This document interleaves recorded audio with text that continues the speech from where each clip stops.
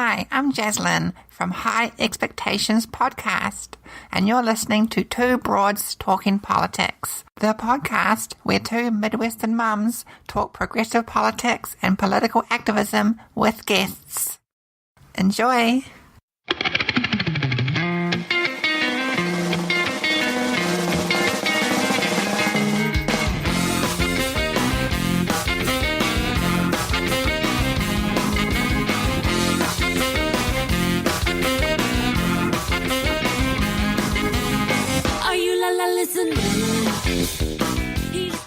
Hi everyone, this is Kelly with Two Broads Talking Politics.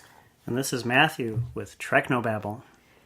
And we're here today with a very special guest who marries both of our interests in politics and Star Trek. And this is Jess Phoenix, who is running for Congress in the California 25th District. Hi, Jess. Hi, thank you guys for having me. Yeah, thanks for coming on. We've never done a crossover episode of Two Broads Talking Politics and Treknobabble before, so we're super excited. For listeners, I have been a guest on Treknobabble before, and Matthew has been a guest on Two Broads Talking Politics before, and we both know a lot about politics and Star Trek, and we happen to be married, so this isn't quite as weird as it might otherwise seem. So, Jess, tell us a little bit about your background and why you're running for Congress. Well, I'm a volcanologist, which is where the Star Trek ties in right away. Being confused with a volcanologist all the time makes you very aware of the Star Trek community's interest in science. But no, I actually study active volcanoes, and I founded and run the environmental science research and education nonprofit Blueprint Earth. We actually teach students about how to do field science, geology, biology, hydrology, and atmosphere. And they get to do real research, not just, dummy research, but this is actual data that they're collecting to be used for conservation projects. So I've been doing that. I love what I do. I do shows for Discovery and Science Channel sometimes about volcanoes. But when I realized that Trump had been elected and that my representative, Steve Knight, has been on the House Science Committee for a few years now, but is a climate science denier and has gotten a 0% lifetime score from the League of Conservation Voters. I think he may have been updated to 3%, but still, it's not good. So that sort of spurred me to action. And I thought, you know what? We need to see science having a voice, particularly with the Trump administration. I was doing a little research into what sorts of organizations the government at least used to have that did earth science, and USGS seemed to be the one that was maybe most germane to volcanology. Do you have any insight into how healthy those organizations are? USGS seems to have a really wide-ranging mission, and some of that mission seems to conflict with certain political and ideological priorities that this administration has. Yes, it's really concerning, a lot of what the Trump administration has done to all the different organizations that deal with science. And of course, the USGS, my first work on volcanoes was as a volunteer researcher at the Hawaiian Volcano Observatory, which is run by the U.S. Geological Survey. So I have many friends who work at USGS. They are part of the Department of the Interior, and that right now is headed up by Ryan Zinke, who does not really have good qualifications and is very much pro oil and gas and drilling and exploration and exploitation of natural resources.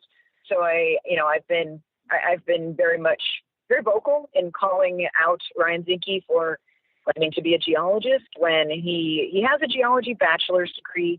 It's 34 years old, I think, at last time I heard, and he's never worked as a geologist. So it's kind of a tenuous claim at best, and a lot of the comments he's made are not scientifically accurate. So I think that, I just have concerns, and this stands up for the EPA as well with Scott Pruitt, somebody with no scientific background who is very much on the side of fossil fuel companies running an organization that is supposed to be protecting the environment. That's in the mission of the name of the agency.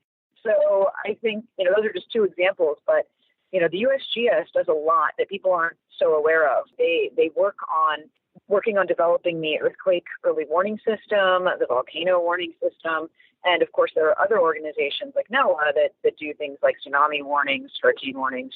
These are all really vital things to protect lives and property. And Trump administration has proposed cutting funding for a lot of those dramatically, if not eliminating them entirely in some cases. So to me, that's really disturbing. Not only are they not having scientists with experience leading these agencies, but they're also not prioritizing the simple things that will save lives and property. So I want to get back to your Hawaiian volcano work in a little bit, but can you tell us a little bit about the 25th district in California? So I was looking at the voting records, and it looks like this is really a toss-up district. It goes back and forth with presidential elections. What's your read on the district right now? It's a very interesting time to be a person who lives in the 25th because things have changed a lot. There are now more registered Democrats than Republicans in the district by at least 10,000 people. And it has voted pretty deep red for quite a while. But in this last election, Steve Knight, the Republican congressman, hung on to his seat just barely. And Hillary Clinton actually carried the district for the presidential.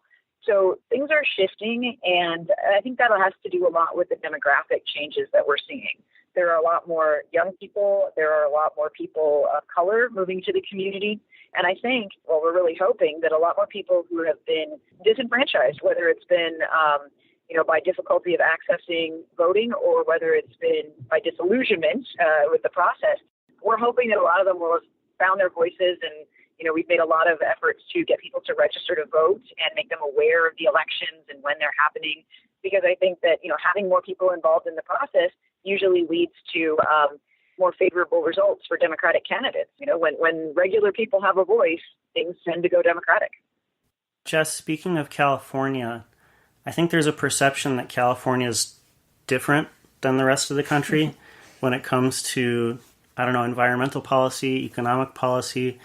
Do you think that's the case? I'm wondering about a red district in California. Is a red district in California like a red district in West Virginia in terms of climate science denial or resource extraction? Or, are they similar in some ways? It's interesting because we have, our district in particular, it's very sprawling. And there's not a whole lot that connects the different parts of the district. It's actually a few different valleys make up the most population-dense areas, Simi Valley, Santa Clarita Valley, and then the Antelope Valley. They're very different places, and the only thing that I've been able to find that connects all of them is horses.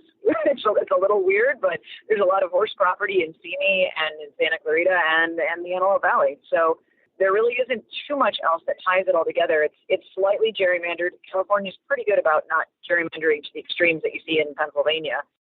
But there is some gerrymandering that occurs. And as a result, it's interesting because you have the very, very, much suburban communities, very master planned, tract housing in certain areas. And then you also have big areas where the plots of land are minimum 2.5 acres, and it's very rural.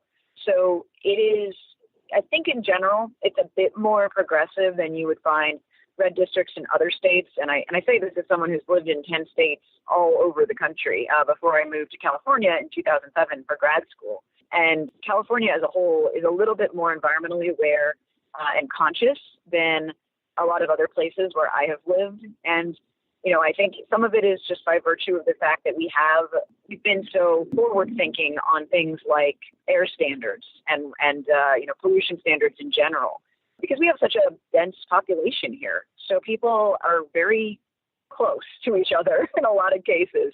And I think by virtue of that, we're just a little bit more conscious of things. I mean, I know we have, at least last I checked, we were like number one for buying electric cars. So I think that's also because we had, really friendly government pushing, electric cars and setting up charging stations years ago. So I think it's just much more progressive on the environment in general. But, we do have our share of people who are pretty strong conservatives, too. It's not like they don't exist here because we do have plenty of red districts in California still. I think environment is one of the things that we assume that a scientist who's a Democrat is going to be bringing as one of the important issues. But the first issue you have listed on your website is economy. So can you talk a little bit about what your plans would be for strengthening the economy? Well, it's pretty unique to the 25th district. I've been saying for years now that Southern California needs to become a global hub for green technology research and development. And to me, if you solve the problem of what to do about the economy here in the 21st century when we see automation coming down the pipeline, if you solve for that, then you can also solve for climate change issues as well and environmental concerns. So I think by making sure that we make our community a global hub for green tech R&D, we will be able to basically reduce carbon emissions, and I'd love to see development of carbon dioxide removal technologies like pyrolysis start in our community as well. And there's plenty of technologies out there that can do that. But I'd love to see that work being headquartered here in the 25th district because we have the space. We have a strong history of manufacturing and aerospace industry work. So we have that kind of infrastructure built to support both people who design and create and people who build things with their hands and solve problems in a manual kind of way. So to me, if you're addressing the economy in a district like ours, being forward thinking and very progressive is going to help a lot of people who right now in our district have to commute 2 hours each way to get into LA and back out, just because we don't have that driver, the super strong driver right now. So I think that, if we can address the economy as well as the environmental concerns at once, that's just a bonus. So I was looking a little bit at the Ballotpedia page for this race, and there just seems to be an enormous amount of money in this race, which I haven't looked at a lot of California races. Maybe it's more typical in California. But can you talk a little bit about sort of what the field looks like? You guys have one of these weird primaries where the top two people go regardless of the party that they're in. But it looks like there's just so much money in ways that I'm not used to seeing. Well, it is a bit shocking, particularly to me, because, I run a nonprofit and everything we do is, involved in trying to stretch every dollar as much as we can. So it's just an obscene amount of money to me. And I have a real problem now after running. I've really seen firsthand the negative effects of big money in politics and dark money in politics. So that's something that I've become passionate about in a very surprising way. I didn't think that was something that would ever get me all riled up, but it does now. And I will say, though, that as much money as there is in this race, I actually had cause to looked at Ed Royce's district in Orange County, California. And the people who have the most money in our district, they would have enough to put them in like third or fourth place in Royce's district. So there are like two candidates who already have over $2 million on hand, which is mind-boggling to me. So our race does have a lot of money, but by California standards, it's kind of in the middle somewhere. It's not, freakish or way out there, but it does blow my mind because I just think about all of the good we could do for, homeless people, for animals in shelters, for medical care for folks, and for work for my nonprofit. I'm like, I know what I could do with that money, but instead, we're having to run political campaigns that are fueled entirely by how many dollars you raise. Yeah, although it does seem that you've been doing a good job sort of stretching money, and maybe that comes from your nonprofit background, but, doing things like podcasts and taking advantage of social media in really good ways. And I like being able to see candidates doing that and not relying just on the really expensive things like TV ad buys. Yeah, I completely understand what you're saying because I personally can't stand those TV commercials that are just so overdone and they're trying to give substance to a lot of time candidates who don't have much of it to offer. There are some really great candidates out there, don't get me wrong, but a lot of times those overproduced videos and glossy brochures are just covering up for the fact that the candidates don't really have much more than talking points. So I think that being able to really connect with people and get people excited who have never, ever donated before is a pretty unique thing. And so that's why I did decide to run a real true grassroots campaign. And I've been pretty astonished that we've raised almost $500,000 at this point, and the average donation is $45. So that's pretty amazing when you get right down to it, because that's a lot of money from a lot of individual people. This would be a good time for us to say what your website is in case some of our listeners want to give money. Always. So the website is jess2018.com. So JESS2018.com. I was looking at your page of endorsements, and I've never seen before a page of endorsements filled with Star Trek actors. So that was pretty exciting to see. Can you talk